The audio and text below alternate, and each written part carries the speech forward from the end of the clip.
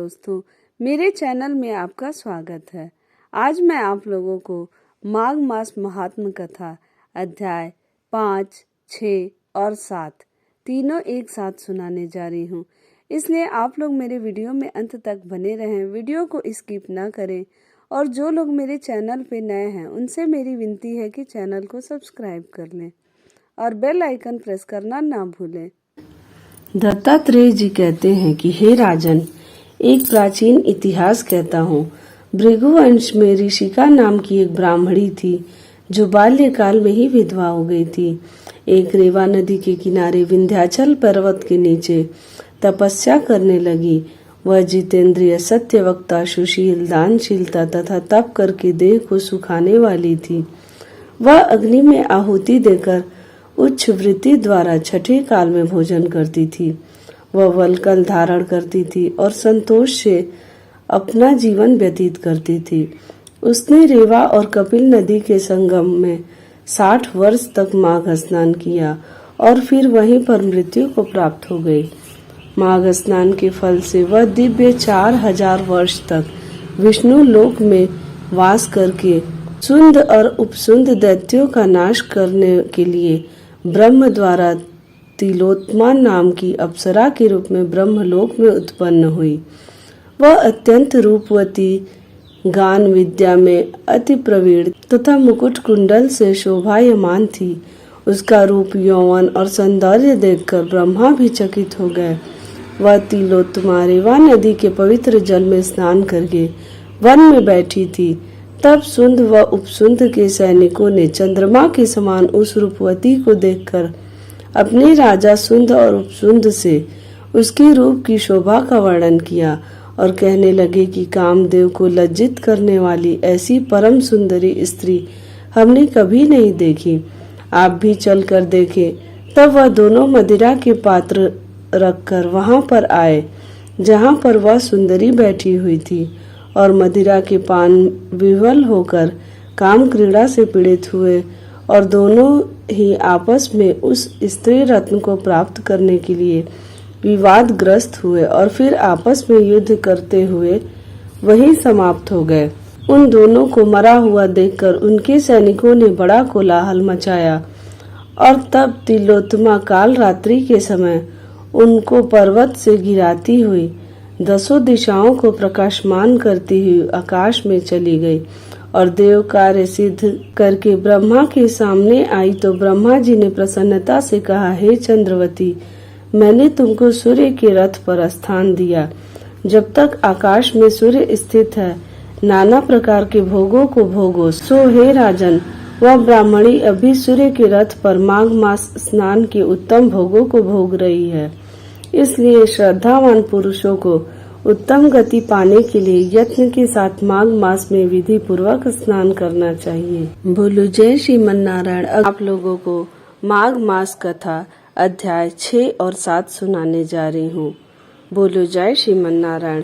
पूर्व समय में सतयुग के उत्तम निषेध नामक नगर में हेमकुंडल नाम वाला कुबेर के सदृश धनी वैश्य रहता था, जो कुलीन, अच्छे काम करने वाला, देवता, अग्नि और ब्राह्मण की पूजा करने वाला, खेती का काम करता था।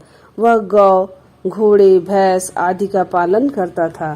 दूध, दही, छाछ, गोबर, घास, गुड़, चीनी आदि अनेक वस्तु बेचा करता था, जिससे उसने बहुत सा धन इकट्ठा कर लिया था। जब वह बूढ़ा हो गया तो मृत्यु को निकट समझकर उसने धर्म के कार्य करने प्रारंभ कर दिए। भगवान विष्णु का मंदिर बनवाया। कुआं, तालाब, बावड़ी, आम, पीपल आदि वृक्ष के तथा सुंदर बाग बगीचे लगवाए। सूर्योदय से सूर्यास्त तक वह दान करता। गांव के चारों तरफ जल की प्याऊ लगवाई। उसने सारे जन्म भर जितने भी पाप किए थे उनका प्रायश्चित करता था। इस प्रकार उसके 2 पुत्र उत्पन्न हुए, जिनका नाम उसने कुंडल और विकुंडल रखा। जब दोनों लड़के युवा अवस्था के हुए तो हेमकुंडल वैश्य गृहस्थी का सब कार्य सौंपकर तपस्या के निमित्त वन में चला गया और वहां विष्णु की आराधना में शरीर को सुखाकर अंत में विष्णु लोक को प्राप्त हुआ। उसके दोनों पुत्र लक्ष्मी के मद को प्राप्त होकर बुरे कर्मों में लग गए वैश्यागामी वीणा और बाजे लेकर वैश्याओं के साथ गाते फिरते थे।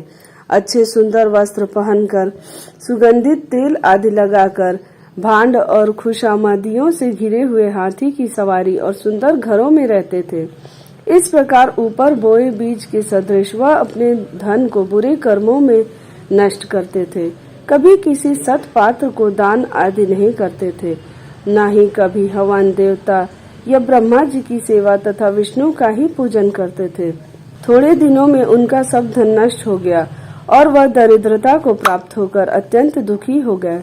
भाई, जनक, सेवक, उपजीवी सब इनको छोड़कर चले गए। तब इन्होंने चोरी आदि करना आरंभ कर दिया और राजा के भय से नगर को छोड़कर डाकुओं के साथ वन में रहने लगे और वहां अपने तीक्ष्ण बाणों से वन के पक्षी, हिरन आदि पशु तथा हिंसक जीवों को मारकर खाने लगे। एक समय इनमें से एक पर्वत पर गया जिसको सिंह मारकर खा गया और दूसरा वन को गया जो काले सर्प के डसने से मर गया। तब यमराज के दूत उन दोनों को बांधकर यम के पास लाए और कहने लगे कि महाराज, इन दोनों पापियों के लिए क्या आज्ञा है। चित्रगुप्त ने उन दोनों के कर्मों की आलोचना करके दूतों से कहा कि बड़े भाई कुंडल को घोर नरक में डालो और दूसरे भाई विकुंडल को स्वर्ग में ले जाओ जहाँ उत्तम भोग हैं। तब एक दूत तो कुंडल को नरक में फेंकने के लिए ले गया और दूसरा दूत बड़ी नम्रता से कहने लगा कि हे विकुंडल, चलो तुम अच्छे कर्मों से स्वर्ग को प्राप्त होकर अनेक प्रकार के भोगों को भोगो। तब विकुंडल बड़े विस्मय के साथ मन में संशय धरकर दूत से कहने लगा कि हे यमदूत, मेरे मन में बड़ी भारी शंका उत्पन्न हो गई है, अतएव मैं तुमसे कुछ पूछता हूँ। कृपा करके मेरे प्रश्नों का उत्तर दो। हम दोनों भाई एक ही कुल में उत्पन्न हुए, एक जैसे ही कर्म करते रहे। दोनों भाइयों ने कभी कोई शुभ कार्य नहीं किया। फिर एक को नरक क्यों और दूसरे को स्वर्ग किस प्रकार प्राप्त हुआ? मैं अपने स्वर्ग में आने का कोई कारण नहीं देखता। तब यमदूत कहने लगा कि हे विकुंडल, माता पिता, पुत्र, पत्नी, भाई बहन से सब संबंध जन्म के कारण होते हैं और जन्म कर्म को भोगने के लिए ही प्राप्त होता है। जिस प्रकार एक वृक्ष पर अनेक पक्षियों का आगमन होता है, उसी तरह इस संसार में पुत्र, भाई, माता पिता का भी संगम होता है। इनमें से जो जैसे जैसे कर्म करता है वैसे ही फल भोगता है। तुम्हारा भाई अपने पाप कर्मों से नरक में गया, तुम अपने पुण्य कर्म के कारण स्वर्ग में जा रहे हो। तब विकुंडल ने आश्चर्य से पूछा कि मैंने तो आजन्म कोई धर्म का कार्य नहीं किया, सदैव पापों में ही लगा रहा। मैं अपने पुण्य के कर्म को नहीं जानता। यदि तुम मेरे पुण्य के कर्म को जानते हो तो कृपा करके बताइए। तब देवदूत कहने लगा कि मैं सब प्राणियों को भली भांति जानता हूँ, तुम नहीं जानते। सुनो, हरि मित्र का पुत्र सुमित्र नाम का ब्राह्मण था, जिसका आश्रम यमुना नदी के दक्षिणोत्तर दिशा में था। उसके साथ जंगल में ही तुम्हारी मित्रता हो गई और उसके साथ तुमने 2 बार माघ मास में श्री यमुना जी में स्नान किया था।